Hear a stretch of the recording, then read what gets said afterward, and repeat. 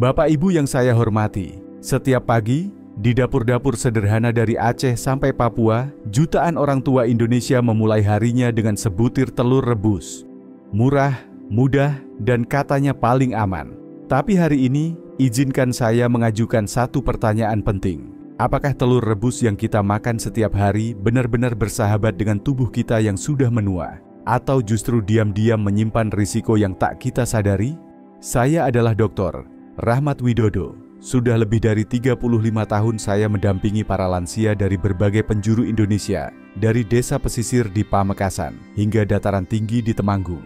Dalam setiap perjumpaan, selalu ada satu makanan yang sering muncul dalam cerita. Telur rebus. Murah, mudah diolah, dan katanya paling aman untuk orang tua. Tapi suatu hari, seorang ibu dari Cilacap datang ke ruang praktik saya. Beliau tampak sehat, tapi mulai mengeluh sering lelah, pusing ringan, dan belakangan sulit buang air besar.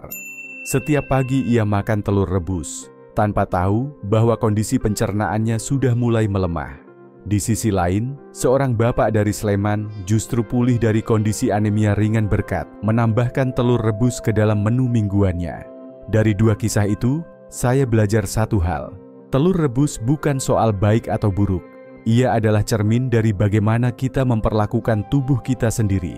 Bukan untuk melarang, bukan pula untuk menakut-nakuti. Justru sebaliknya, saya ingin mengajak Bapak Ibu memahami lebih dalam apa yang benar-benar terjadi dalam tubuh saat kita mengonsumsi telur rebus setelah usia 60 dan bagaimana menjadikannya sebagai sumber kekuatan, bukan sumber keluhan. Mari kita mulai dari yang paling sering terjadi, tapi sering dianggap biasa. Mengapa kaki terasa makin lemas, sulit berdiri lama, dan apa kaitannya dengan sebutir telur rebus yang kita makan tiap pagi? Bapak Ibu, apakah akhir-akhir ini lutut terasa lebih mudah lelah? Atau Bapak Ibu merasa semakin sulit berdiri lama di dapur, berjalan ke masjid, atau sekadar menyapu halaman? Banyak orang mengira itu semata-mata karena usia. Padahal, salah satu penyebab utamanya adalah hilangnya massa otot secara perlahan, kondisi yang dalam dunia medis dikenal dengan nama sarkopenia. Sarkopenia biasanya mulai terasa setelah usia 60 tahun, ketika tubuh mulai kehilangan kekuatan otot 1-2% setiap tahunnya. Hasilnya, tubuh jadi mudah limbung, keseimbangan terganggu, dan risiko jatuh meningkat. Inilah sebabnya mengapa banyak lansia tampak lemah, berjalan menyeret kaki, atau mudah kelelahan meskipun hanya melakukan aktivitas ringan. Namun, kabar baiknya, telur rebus bisa menjadi bagian penting dalam solusi ini, tentu dengan catatan dikonsumsi secara tepat.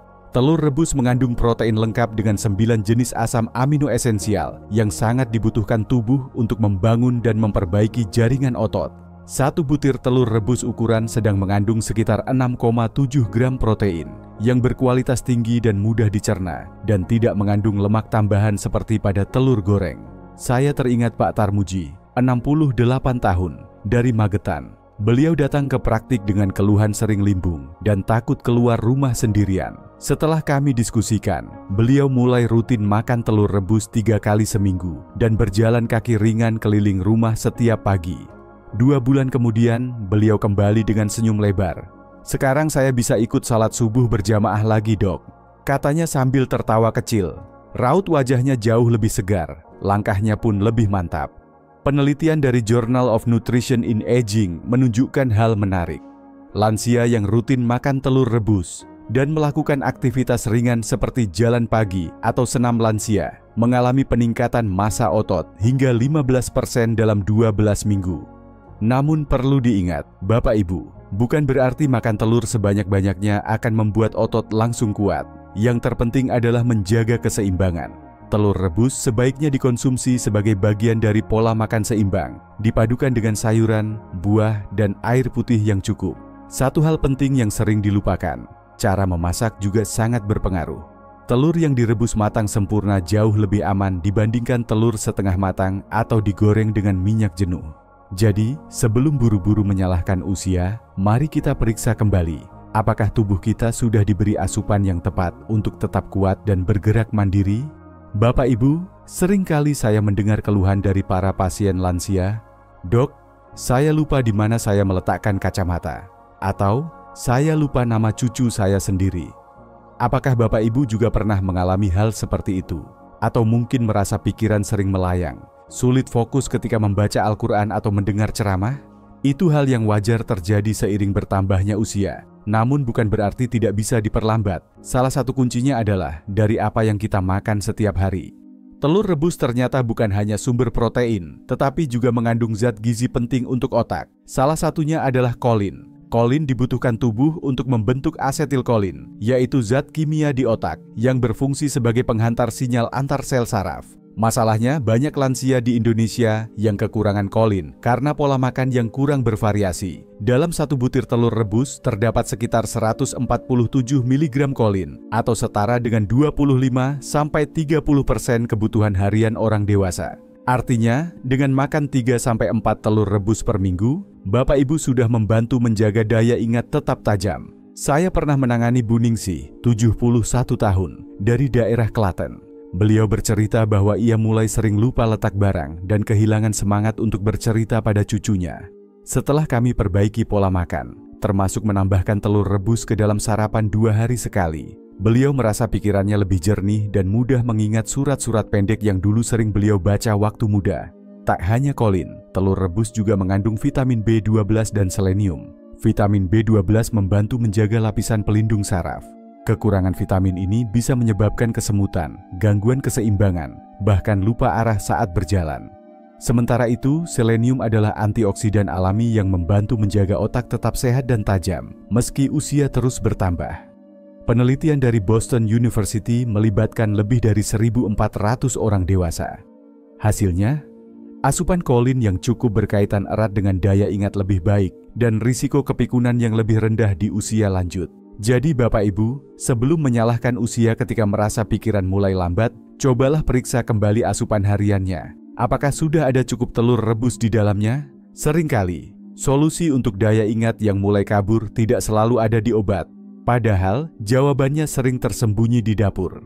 Bapak Ibu yang saya hormati, salah satu keluhan yang sering muncul setelah usia 60 tahun adalah pandangan yang mulai kabur. Huruf di koran terlihat buram, warna jadi kurang jelas, atau mata terasa cepat lelah saat membaca. Kondisi ini dikenal sebagai degenerasi makula, penyebab utama gangguan penglihatan pada lansia yang terjadi secara perlahan dan tanpa rasa sakit. Namun, apakah Bapak Ibu tahu bahwa telur rebus bisa membantu memperlambat proses ini? Di dalam kuning telur rebus, terdapat 2 zat penting untuk mata, yaitu lutein dan zeaxanthin. Kedua zat ini adalah antioksidan alami yang melindungi bagian tengah retina atau yang disebut makula dari kerusakan akibat cahaya biru dan sinar ultraviolet. Fungsinya hampir seperti kacamata alami di dalam mata kita yang bekerja siang dan malam tanpa henti. Menariknya, lutein dan zeaxanthin dari telur rebus lebih mudah diserap tubuh dibandingkan dari sayuran hijau karena adanya lemak sehat alami dalam kuning telur yang membantu proses penyerapan. Saya ingat seorang pasien saya di Purworejo, Bu Hartini, 70 tahun. Beliau suka membaca buku cerita anak-anak untuk cucunya, tapi mulai kesulitan membedakan huruf kecil. Setelah kami ubah menu sarapan, dengan menambahkan telur rebus dan sayur berwarna seperti wortel dan bayam, pandangan beliau membaik. Memang tidak seperti saat muda, tapi cukup jelas untuk kembali membaca tanpa kaca pembesar. Penelitian dari Archives of Ophthalmology menunjukkan bahwa konsumsi rutin lutein dan zeaxanthin bisa menurunkan risiko degenerasi makula hingga 40%. Dan makanan yang sederhana ini, yang setiap pagi mungkin ada di dapur kita, ternyata adalah sumber termudah dan termurah dari kedua nutrisi penting ini. Selain itu, telur rebus juga mengandung vitamin A yang penting untuk mencegah rabun senja, kondisi di mana mata sulit beradaptasi di tempat gelap. Kekurangan vitamin A bisa menyebabkan mata kering dan meningkatkan risiko kerusakan kornea. Bapak Ibu, menjaga mata tidak hanya soal kacamata. Kadang yang dibutuhkan hanyalah 1 butir telur rebus yang dimakan dengan niat menjaga nikmat penglihatan agar mata ini tetap bisa menatap wajah orang-orang tercinta meski usia terus bertambah dan cahaya mulai meredup. Bapak Ibu, saat saya menyebut kata telur, hampir setiap minggu selalu ada pasien yang spontan berkata, "Dok, saya takut kolesterol naik." Mungkin Bapak Ibu juga merasakan hal yang sama? Ketakutan itu bisa dimengerti, karena selama bertahun-tahun, telur, terutama bagian kuningnya, sering disalahpahami sebagai penyebab langsung dari kolesterol tinggi. Tapi mari kita pahami dengan kepala dingin, karena tidak semua kolesterol dari makanan akan otomatis menaikkan kolesterol darah. Satu butir telur rebus memang mengandung sekitar 186 mg kolesterol. Namun tubuh kita sebenarnya sudah memproduksi kolesterol secara alami di hati. Ketika kita mengonsumsi kolesterol dari makanan, tubuh akan menyesuaikan dengan menurunkan produksinya sendiri. Inilah yang disebut sistem pengaturan kolesterol internal tubuh. Penelitian dari Harvard Medical School dan meta-analisis yang diterbitkan di British Medical Journal menunjukkan bahwa bagi sebagian besar orang sehat, konsumsi satu telur per hari tidak meningkatkan risiko penyakit jantung atau stroke secara signifikan. Yang sering jadi masalah bukan makanannya, tapi apa yang ikut menyertainya di piring kita. Coba kita bayangkan dua menu berbeda. Menu pertama, satu butir telur rebus, sayur rebus seperti bayam dan wortel, segelas air putih hangat. Menu kedua, satu telur goreng dengan margarin, nasi putih banyak, sosis goreng, dan teh manis.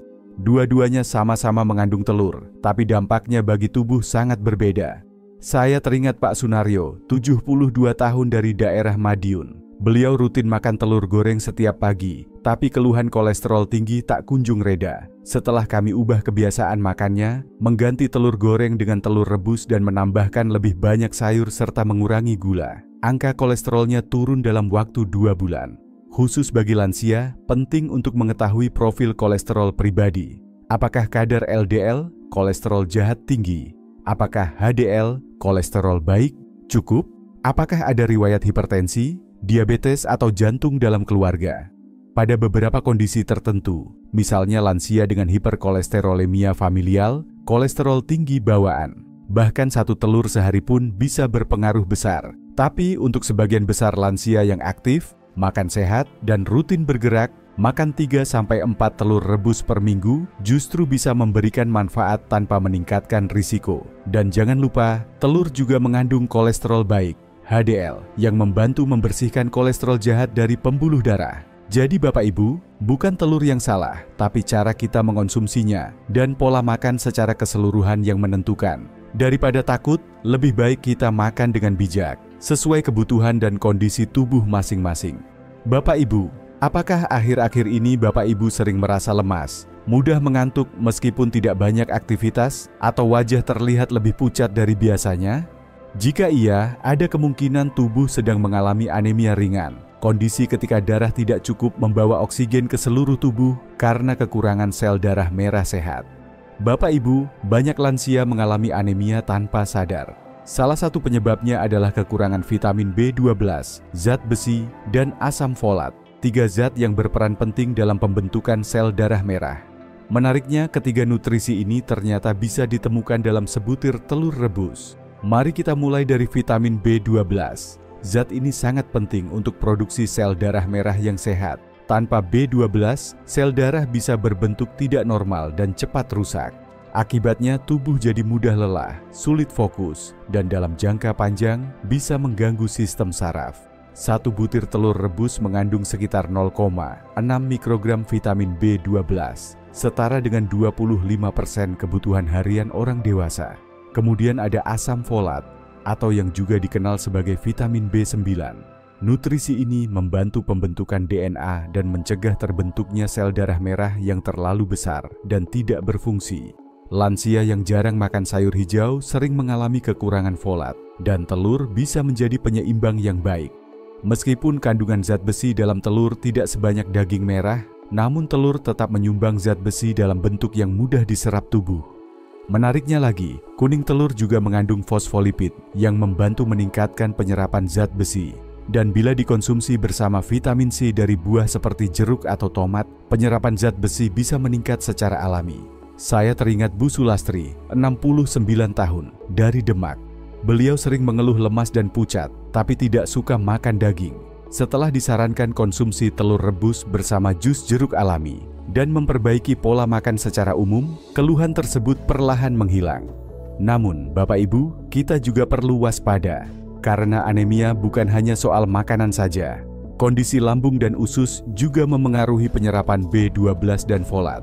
Jika ada riwayat maag kronis atau pernah operasi saluran pencernaan, sebaiknya konsultasikan lebih lanjut ke dokter. Kesimpulannya, telur rebus adalah solusi sederhana namun efektif bagi lansia yang ingin menjaga kadar darah tetap stabil. Tidak mahal, mudah didapat, dan sangat cocok untuk sistem pencernaan yang mulai melambat di usia senja.